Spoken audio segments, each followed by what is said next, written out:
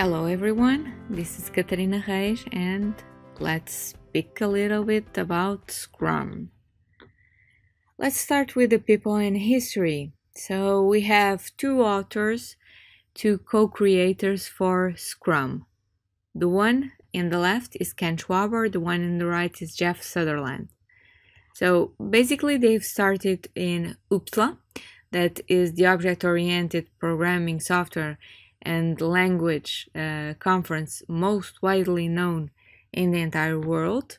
And in 1995, they presented for the first time their paper related to Scrum and what is defined as an agile framework that allows improvements in the software development process. Later on, they have decided directions to follow, so they have practices that are quite distinct from one another, but they actually commonly agree to produce and to update, and it has evolved throughout all those years, the Scrum Guide that is available publicly here at this link.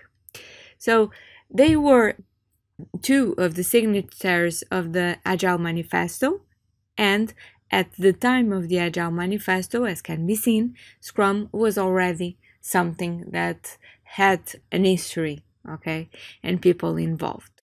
Let's start by looking closely at the definition of Scrum. Scrum is a framework within which people can address complex adaptive problems while productively and creatively delivering products of the highest possible value. So, the idea is to not have a process or the technique specific for building products, but to allow a framework, okay, with space that allows everyone to employ several processes and several techniques that they already know or that they feel that it will be useful and will work with a specific project with a specific team. And this also implies that to look closely at the framework, we have to be very clear about what composes the framework. And what composes the framework is the Scrum teams and the roles of the people that are inside a team, the events that are required for the framework to exist and to actually produce products with the highest possible values, what are the artifacts involved, and what are the rules that must be followed within this framework. Let's take a look at theory. So, the idea here is to have an empirical process of theory control. So you basically establish that you have some kind of control and you evolve that control by experimenting and iterating and addressing all the issues by assessing what you have done and considering the updates that you need to do on the next experimental environment that you will set up to test the framework. The idea is to have an iterative and incremental approach to optimize what you can predict, and the idea is always to reduce or control the risks involved in what you are developing. There are three pillars to Scrum: transparency, inspection, and adaptation. Transparency. Everyone gets to see the exact same things. Everyone has access to all the information.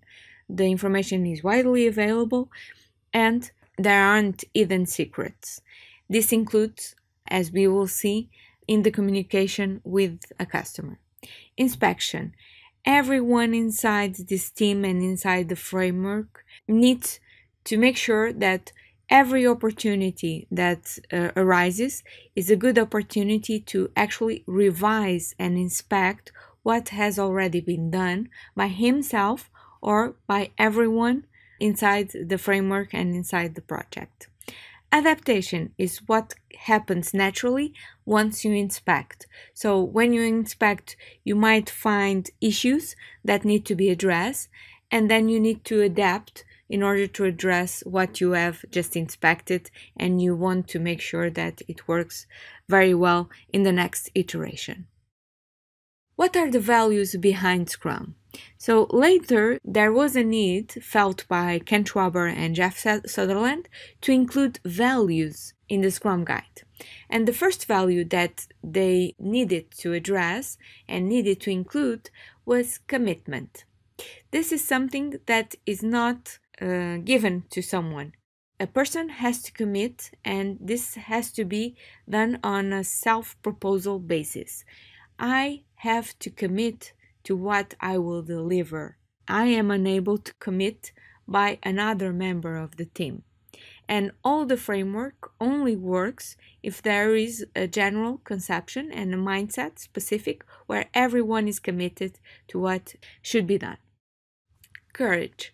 It takes courage to experiment new things, to predict on a basis where you don't have all the knowledge that you should have to make the prediction, and to actually allow your work to be inspected on a daily basis by everyone else. You need to be open. Focus. When we are considering an iterative framework, we have to focus on the job in order to get that job accomplished and deliver what we have committed to deliver to the customer. Openness. So this is intimately related to courage. You have to be open to listen to others. You have to be open regarding your own work, and you have to allow for the transparency that is one of the basic pillars to occur. And finally, the respect, that this is obviously one very important value. We have already addressed that value in other agile methodologies and frameworks and approaches. It's fundamental for social environments. So yes, you have to respect the other people involved in your team, in your project, and you have to respect their work, and you have to ensure that the same applies to you. These basically are the 5 values that were addressed inside the Scrum framework to allow everyone to share the same mindset. So now let's take a close look at the framework. So basically the framework is something similar to what can be seen in this picture. And yes, it's a simple diagram, visual, with lots of colors. It has a couple of names related to each component that is present in the framework. What we will basically do in this video is to decompose the framework. So we will address each item present in the diagram individually.